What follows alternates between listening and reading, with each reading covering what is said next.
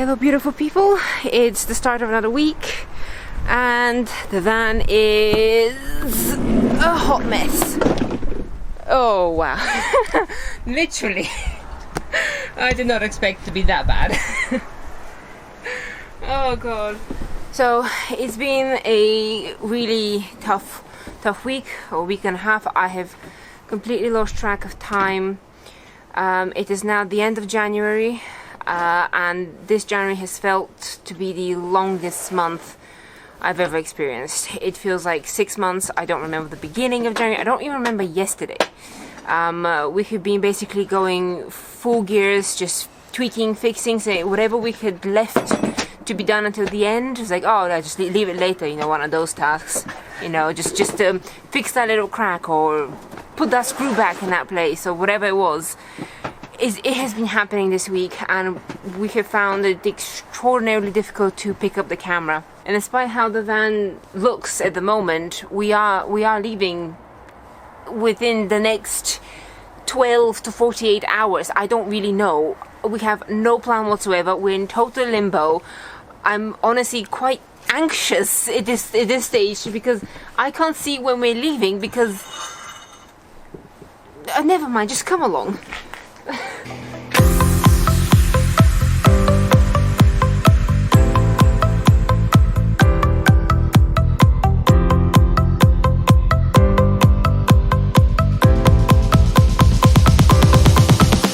The first thing we actually need to fix today is we're heading to Halford's to get our starter battery tested because that thing has been annoying the bejesus out of us. In the past week and a half we've had to charge it maybe 4 or 5 times. So basically we leave the van, nothing is supposed to be discharging the battery, and then the van won't start because the voltage of the starter battery is low. So let's go find out if we can replace our starter battery.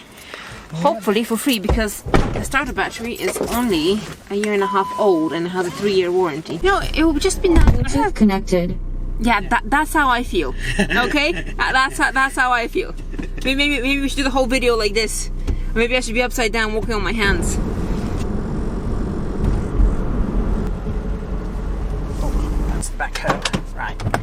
Let me go and grab a guy with a fancy machine to test our battery. You have to battery test or something? Yes, that's me.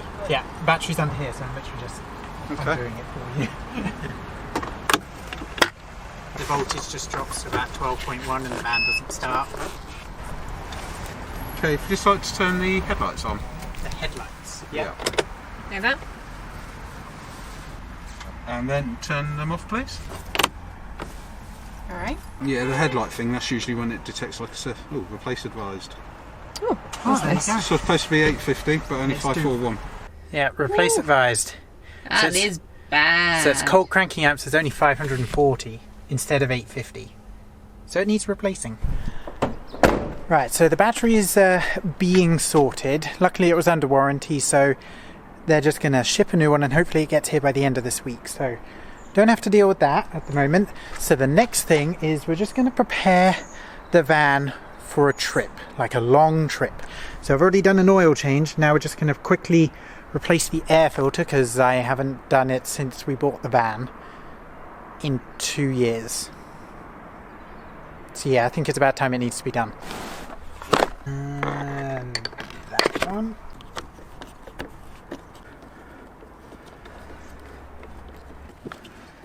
There it is. Yeah, I mean, it's not that bad. But still, we'll replace it. Aha.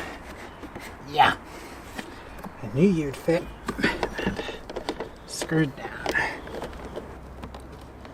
Excellent. So that's that done. We've already done a video on how to do the oil, so I'll leave that linked up here somewhere.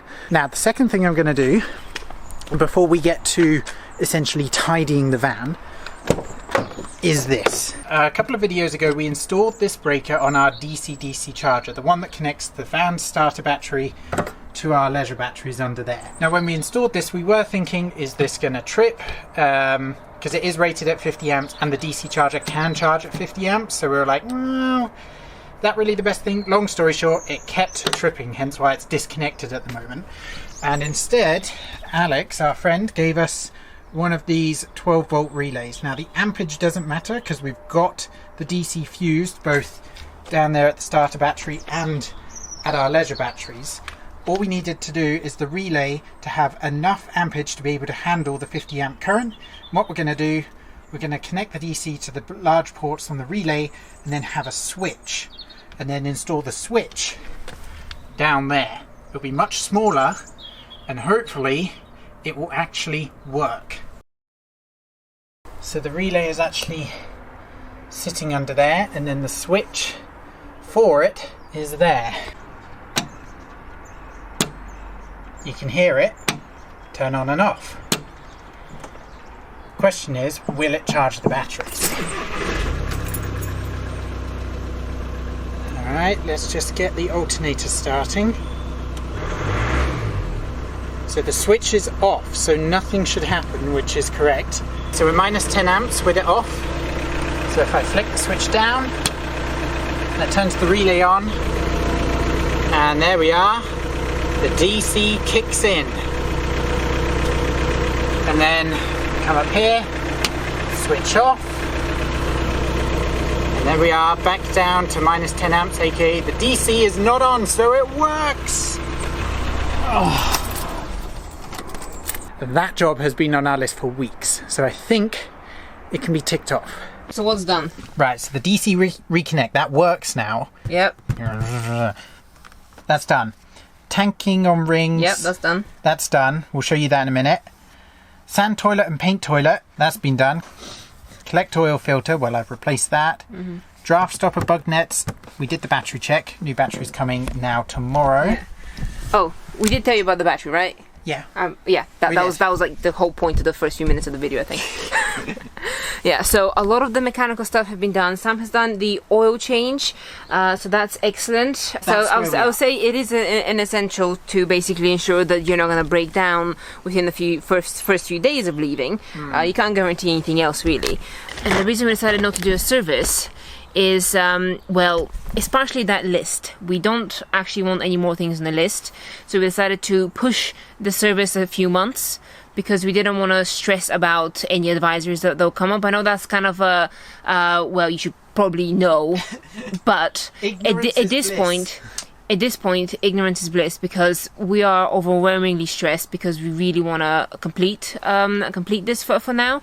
We want to change pace, switch our minds from build mode to more kind of living mode, and then sort of upgrades mode as we go along. And right now it's just incredibly difficult to do so, because, you know, there's always something to do, and as we're stuck here not moving, just the easiest thing to do is to do them.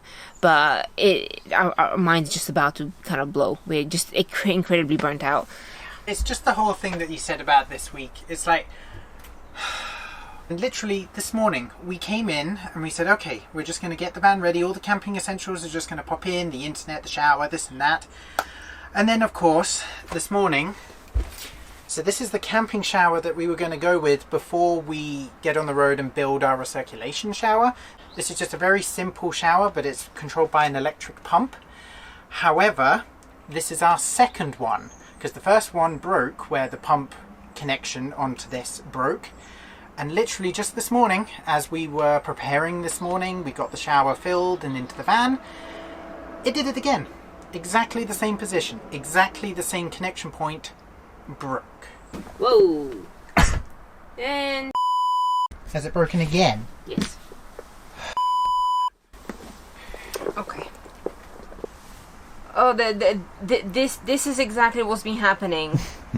I think things are okay, and then things basically, there's too many things that are just U-turning on me at the moment, and all I want to do is just leave. So let's put the disaster list to one side. Let's see what we can actually do today. Okay. Because we're just getting ourselves tangled in a gluten pretzel. Okay, what I suggest we do is we write a final list on that board, a final list to say, okay, these are the homely stuff that we want to improve, the stuff that we want to put in to make, you know, the camping essentials, and then we can tick them off one by one, essentials. And that is it. Why are you writing more on the whiteboard? I forgot. Can we please wipe things off? We can wipe things off in a minute. I'll just throw them in toilet fan hole. Right? Oh, why is this off the... Oh. Oh. Oh. Well, never mind. I'm a bit out of it. The past week and a half has been exactly the same, you know, us just doing little bits and then you turning straight away because another thing is there's a disaster. Like at one point the heating wasn't working. Do you know the level of panic one feels just before leaving when the heating's not working? Yeah, I cut some excess wires in our wiring loom because we didn't have enough space, and then we're like, oh my god, was it those wires? No, it wasn't. It turned out to be a fuse, but not in our fuse box, but in the fuse box that came with the heating, which is tucked behind the batteries. Essentially, we blew a fuse, not a fuse we were expecting. It was a 15 minutes of panic. But essentially, it's been just a huge shambles. Weeks. I think I'm sounding like a broken radio or something. We're about to leave, okay? We promise! Whatever is vital for us to get on the road is going to be done today, and hopefully by the end of this video, we'll drive away! I'm not okay. No, I'm you're not. Okay. Okay, so these are our suspension bars, the ones we installed for the hanging chairs. But this is why they're down. This is the contraption that obviously hangs the hanging chair up. Now, prior to the blue gunk inside, the rope would fray within 3 days of use, like active use on a chair. So this was my attempt at rubberizing the inside. We used some of our shower tanking kit to paint the inside. Improvisation, huh? Yeah, and that's why this is down. And also we're putting some fancy decorative curtains. So pop that back on. Now we pop on the ring. Then we put the other curtain on.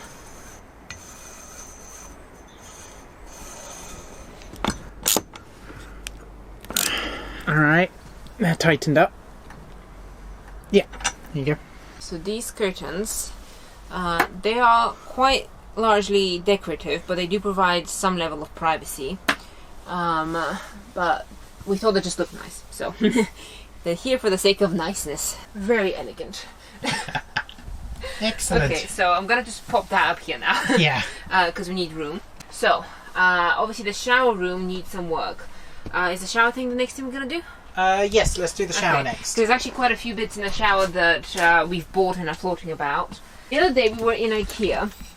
And yeah, as you do, so you walk into IKEA for one thing and you end up buying like 10. So we walked past and we were like, what's this? And it turned out that this might be an excellent solution for our shower rail. Ow! Our shower rail conundrum, that's really hard. This is a towel rail. Essentially, it's a towel rail, that's all it is. And it's an extendable, ouchy towel rail. And I thought, well, maybe that could be a way to put up our shower curtain, or start to anyway.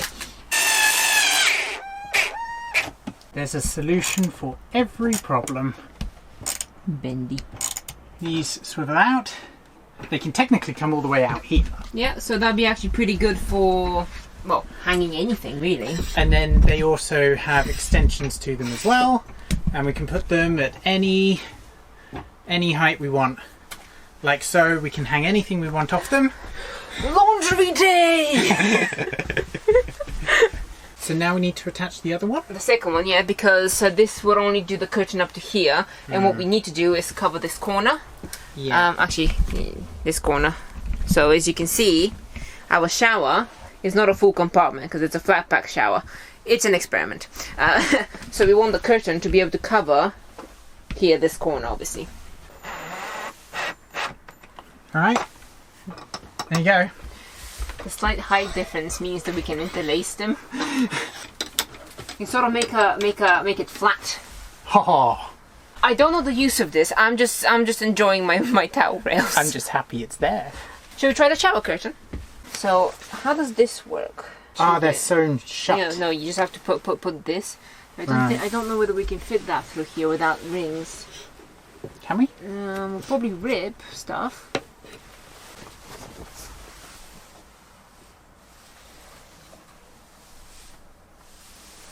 How does it look, guys? Alright, we need to go buy some rings. Put this up. Now let's just finish with the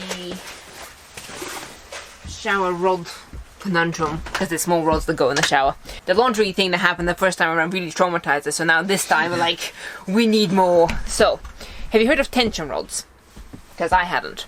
So tension rods are basically a rod with a spring inside that you can set to a different size and put between two surfaces. Okay, so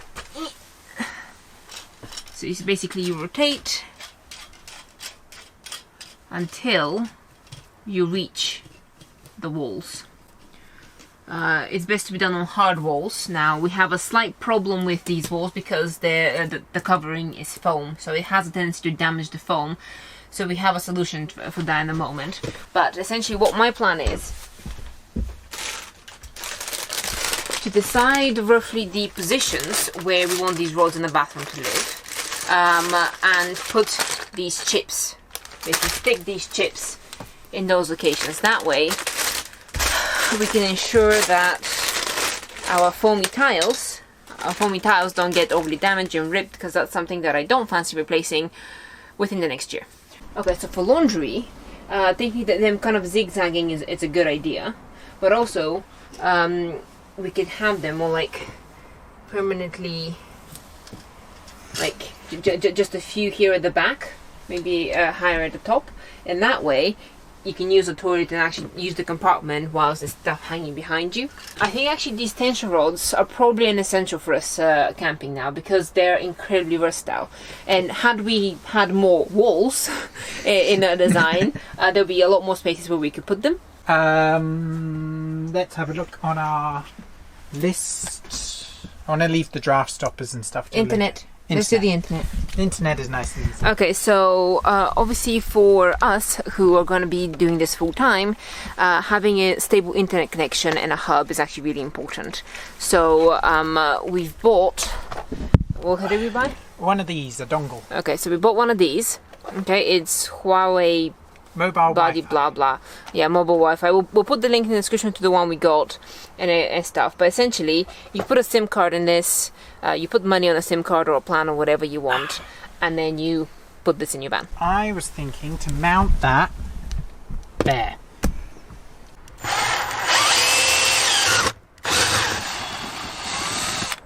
Okay. Well, one rusty 13mm drill bit later. Please. Woohoo! One end on there. Alright, just position it straight. Doo-doo. Yeah, about there. Doo-doo. Dee-dee-dee-dee-dee. Alright. There we are. I declare this internet open. Indeed. We have noticed it's slightly better with the doors open than the doors closed, but we'll do a more comprehensive test later on. Long story short, we have internet in the van. Just, there we go.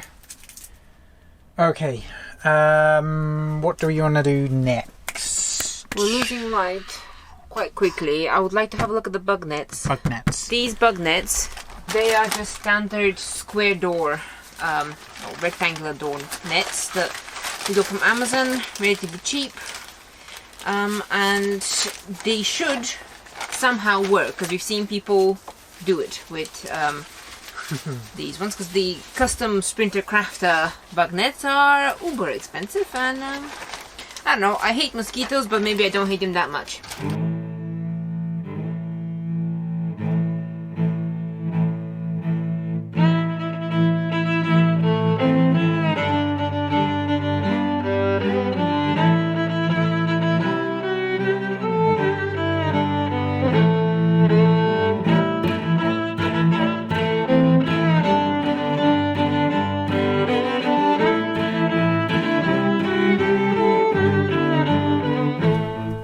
Looking.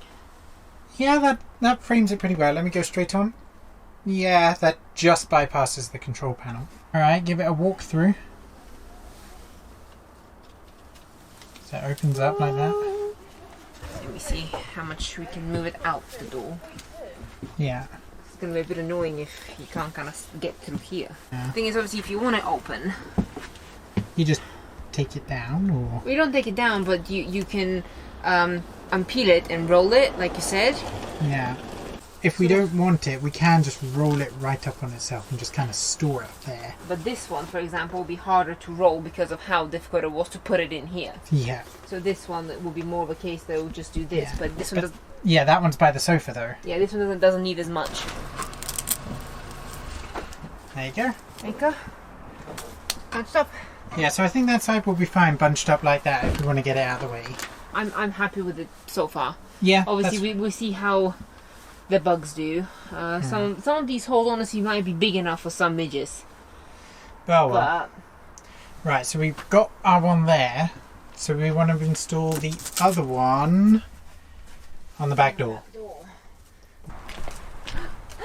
Who's a cat? This is not our cat. He likes to come round and beg for food multiple times a day. We don't give it to him. But he does occasionally manage to steal scraps. But we're making him work for his dinner now. Well, I wasn't planning to. I was actually gonna put this on the rubbish pile, but then he started fighting with it. Your battery came. Don't put it on the floor. You're gonna break your back. 26 kilos.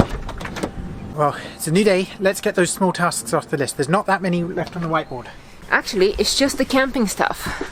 Hi, divider. Let's have a look.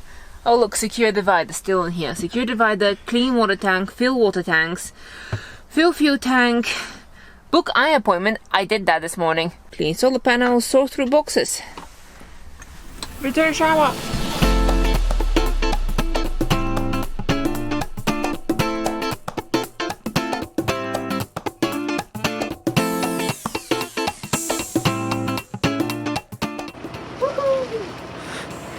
Here.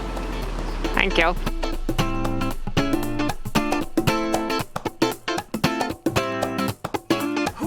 Okay. I'll be back soon with 50 litres of dihydrogen oxide.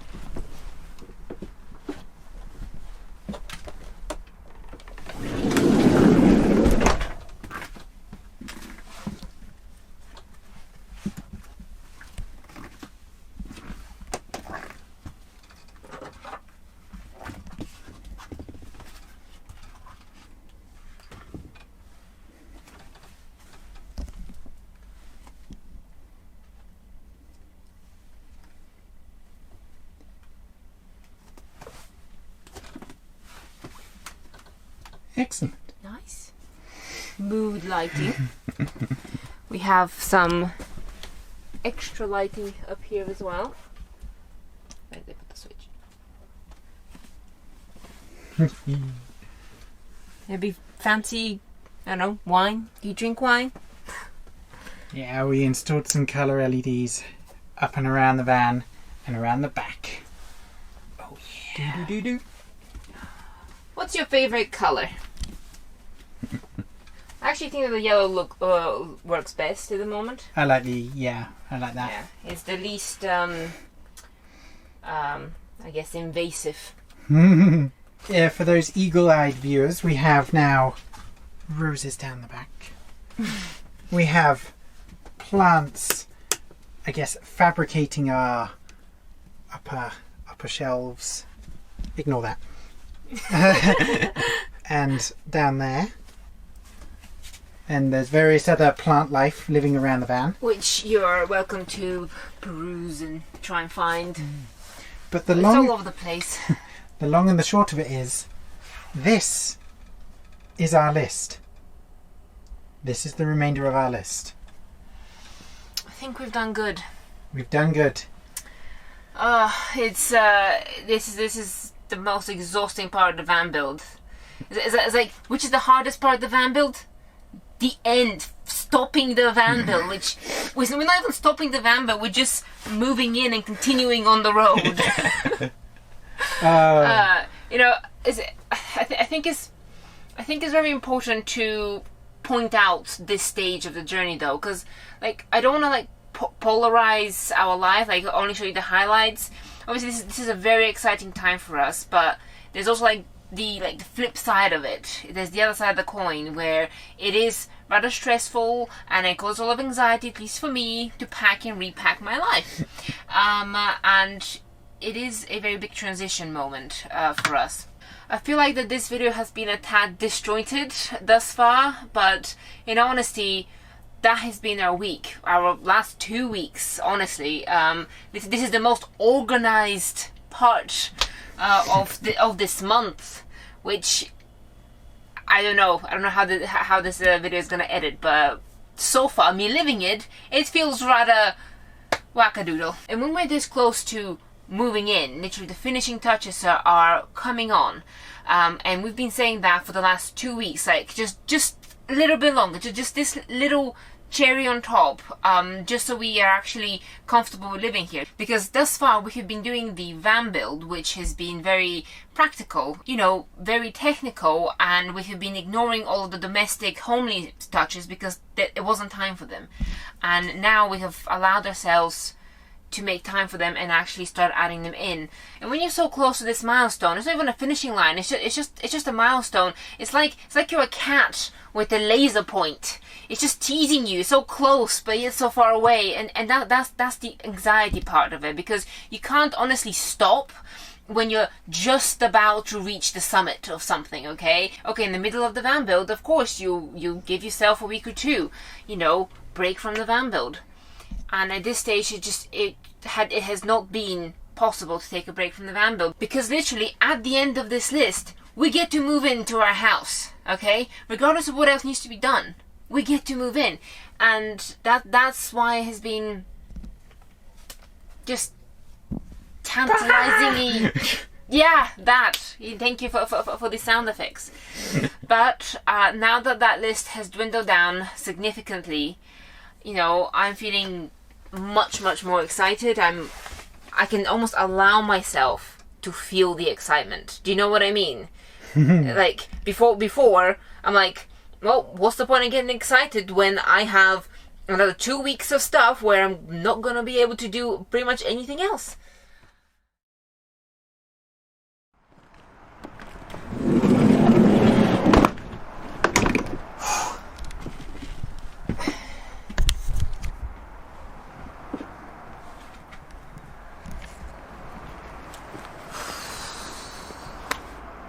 Are we ready?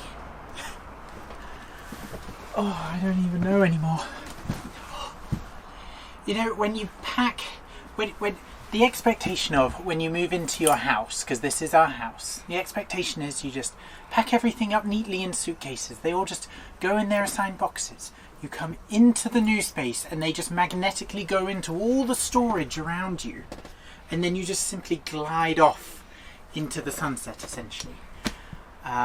Reality is a bit more like, well, number one, we have to replace the starter battery in order to actually move the van. Then we need to do the oil change because we don't really want to do the oil change on the road. And then although we built a lot of storage in the van, nothing's really assigned specifically to certain things. So we have to figure out what storage is going where and do we need more storage. And then we don't know what things are going in the drawer. And then we're like, oh, where do we put this? Do we put it there? We put it there? Where's this gone? Why haven't we attached that? How is that holding up together? So yeah, the reality of moving into any house is this. It's not the picturesque, perfect suitcase moving in. It's chaotic, it's messy, it's that, where, who, but screw that on, bolt that on, where's the curtain, how's this going on?